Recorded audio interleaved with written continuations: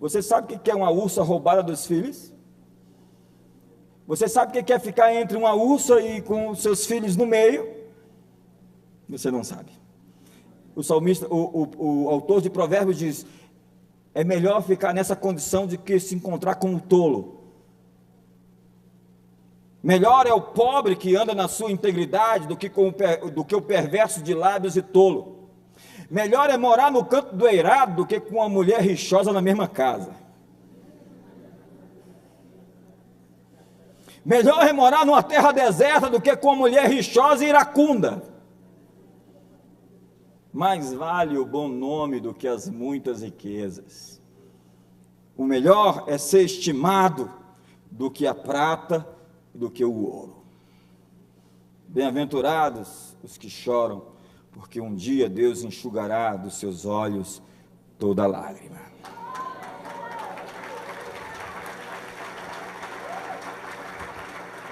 Terceiro, bem-aventurados os mansos, porque eles herdarão a terra.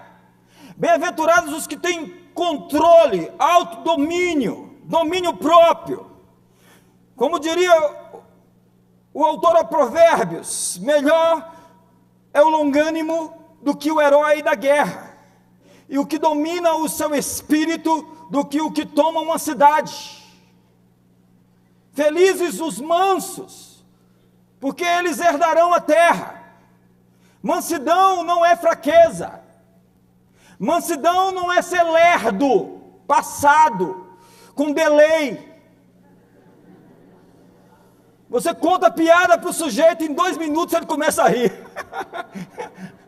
Ele só entende depois. Tem gente que tem delay. Mansidão é força submetida a Deus. Você sabe que você pode, você sabe que você tem força, mas a sua força está submissa. Nós não sabemos se uma pessoa é humilde até que ela tenha poder nas suas mãos. Abraham Lincoln disse: quase todos os homens são capazes de suportar as adversidades. Mas se quiser pôr à prova o caráter de um homem, dê-lhe poder. Saber se relacionar com o poder é a chave para herdar os recursos deste mundo. Há muita gente hoje embevecida com o poder, encantada e ingenuamente fascinada. Tolos que se entusiasmam facilmente com qualquer coisa. Eu costumo dizer aqui na igreja que quando vem um cantor famoso, um ministro famoso, aquele pessoal que fica ali correndo atrás deles, tipo querendo arrancar um pedaço da roupa, não é aqui do ministério, é visitante.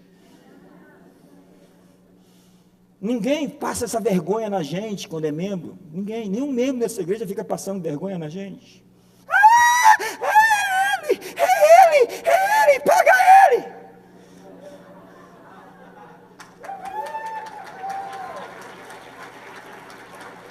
Pega ele não, pega você e amarra. E esse pessoal fica estragando os ministros com idolatria. Ele é humano que nem você, e se você se preparar bem, e se você buscar Deus, e se esse for o seu chamado, você pode ser ainda melhor na sua área.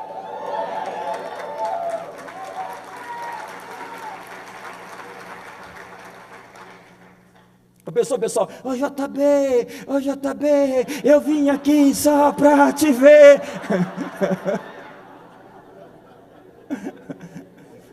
Para o culto na hora. Que história é essa? A gente que se ofuscou por causa da luz, do brilho de coisas que não tem tanto brilho. Gente que se ofusca por palácios, pompas e realezas. Daniel chega no palácio e o rei, com aquela pompa, com aqueles tanto de assessores e etc., o maior império da sua época, Babilônia. E quando o rei chega, dá a interpretação do sonho, Daniel dá a interpretação do sonho, e o rei fala: esses tesouros virão até você se você interpretar o sonho. Ele já começa e estabelece o ritmo: teus tesouros, ó rei, fiquem contigo. porque o que eu tenho para te dar não tem como vender, porque não tem dinheiro, não tem ouro, não tem prata que possa pagar. E você vai ver que Daniel não é esse sujeito deslumbrado, sabe? Com a grandeza. Eu fico preocupado com gente deslumbrada. Nabucodonosor passa Belsazar, passa Dario, e está lá Daniel. Há muita gente hoje fascinada pela visibilidade dos holofotes, pela popularidade, pelo prestígio, pela posição, pelo status, pelo glamour. Gente cujo Deus é a aparência, a reputação, a imagem, a aprovação pública.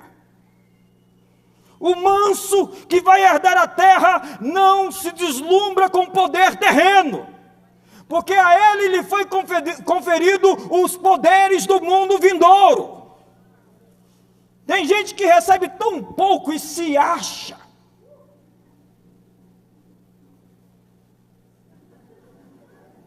Gente que sobe em cima de uma folha e já fica assim.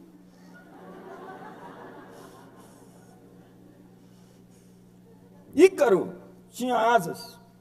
Na verdade, ele fugiu da prisão com asas de cera. A mitologia fala que ele construiu asas de cera para fugir da prisão. E ele, quando fugiu da prisão, se empolgou. Ele olhou para o sol, falou: vou dar um rasante agora. Só que as asas dele eram de cera, e quanto mais próximo do sol ele chegou, mais começou a derreter. Tadinho. O que aconteceu com Ícaro? Ele fez o último voo da vida dele. Ele não sabia que as suas asas não suportavam o calor das alturas. Eu ouço notícias ruins todos os dias de gente com as asas de Ícaro. É a história de Narciso, que se apaixonou pelo próprio reflexo em sua nascente e morreu frustrado por um amor próprio que não podia ser consumado. Se apaixonou pela sua imagem.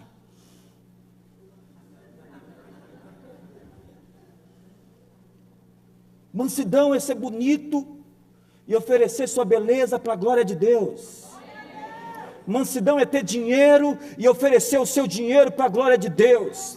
Mansidão é ter inteligência e oferecer sua sabedoria para a glória de Deus. Mansidão é ter uma posição e oferecer essa posição para a glória do reino de Deus. Mansidão é ter força sob controle.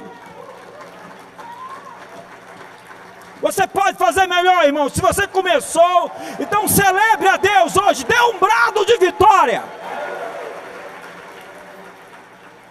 É tomar as suas coroas e colocá-las diante do trono. Isso é mansidão. É conhecer a sua força e submetê-la a Deus. Felizes, bem-aventurados são os que têm fome e sede de justiça, porque eles serão fartos. Fome e sede de justiça. A Bíblia diz: porque odiaste a iniquidade, amaste a justiça, o teu Deus te ungiu com óleo de alegria acima dos teus inimigos. O Salmo 4 diz: multiplicaste a minha alegria mais do que quando se multiplicou o seu trigo e a sua cevada. Em Apocalipse, nós vemos uma igreja chamada Igreja de Laodiceia, que estava farta, abastada e indiferente. Era uma igreja satisfeita com o mundano, farta dos cuidados e dos prazeres dessa vida e sobrecarregada de paixões. É quando as coisas de Deus são uma parte da vida e não a paixão que motiva a vida. Há pessoas mesmo que, tendo confessado Jesus, permanecem secularizadas. O que alimenta você, o que te satisfaz, o que preenche a sua fome. Há muitas pessoas que perderam o desejo de Deus, a fome de Deus, pelo espiritual, e entregaram seus apetites àquilo que não satisfaz. Não satisfaz. A carne é um Deus insaciável. Você pode tentar preencher sua carne com os melhores prazeres, entretenimento, riqueza, dinheiro, cursos superiores, hobbies, mas você nunca vai ser preenchido de fato, enquanto você não encontrar o autor da vida e pedir para que ele encha a sua vida de significado.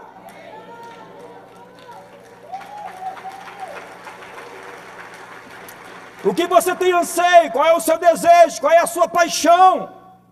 Pessoas que se alimentam de esportes, e não há nada de errado em esportes. Eu sou o melhor jogador de futebol dessa igreja. Obrigado.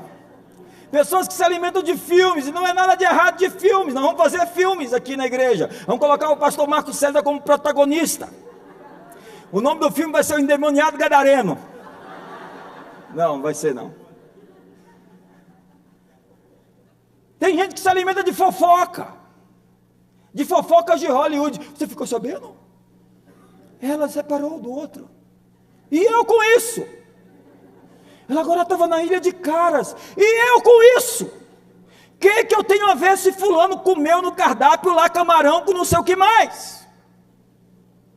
Isso não me interessa. Isso é fortuito, isso é casual, isso é banal, isso é trivial. Eu estou interessado em coisas importantes que têm a ver com a mudança desse planeta e um planeta melhor.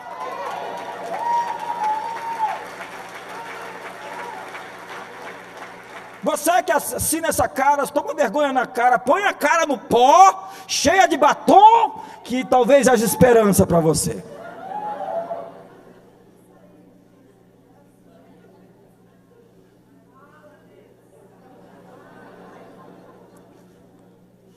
Qual é o conteúdo das suas conversas? É disso que você tem se alimentado. É o que você fala. Carro novo, times de futebol.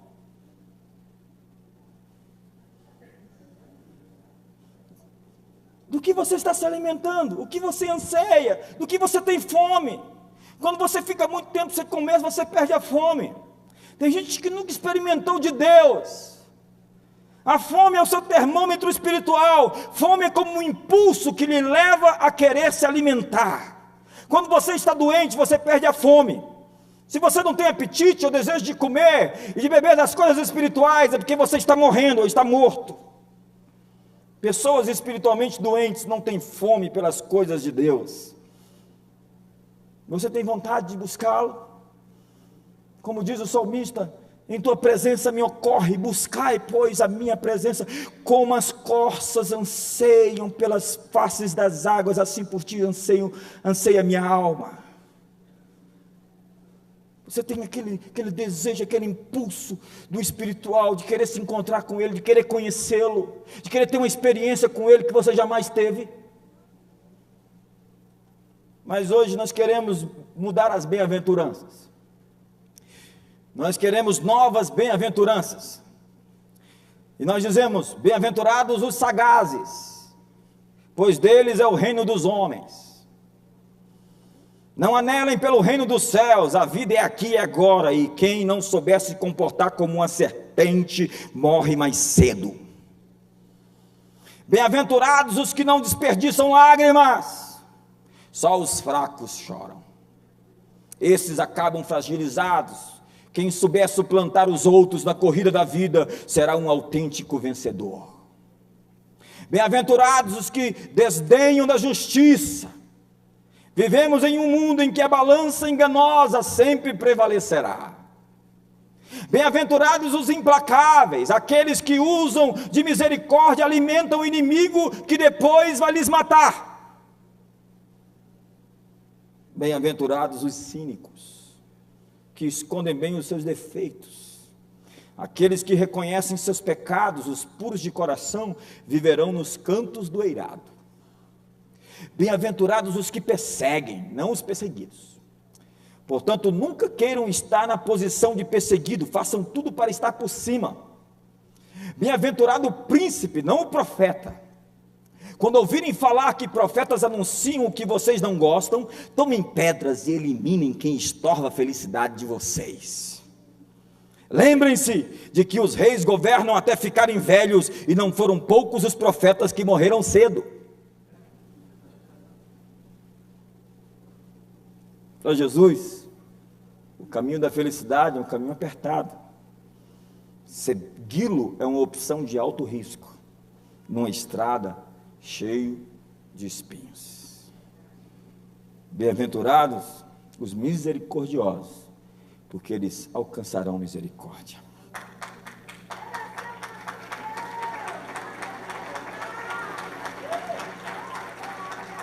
Bem-aventurados os que vivem com paixão. Diga, com paixão. O discípulo pede pão, e antes que esse chega, já considera o pão coletivo, pão a ser dividido, o pão nosso de cada dia.